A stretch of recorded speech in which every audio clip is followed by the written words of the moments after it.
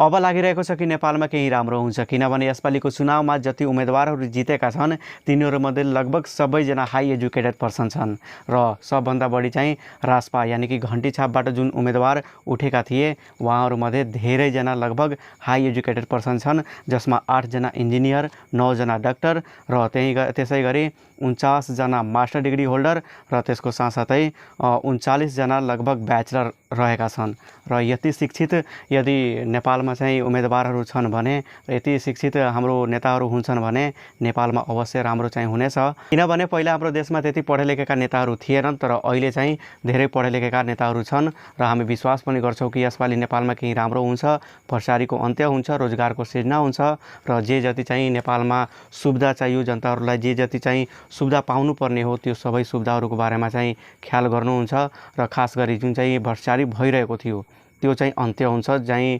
हाम्रो चाहिँ जुन एउटा सोच छ, विश्वास छ, त्यो चाहिँ यसपालि पुरा हुन्छ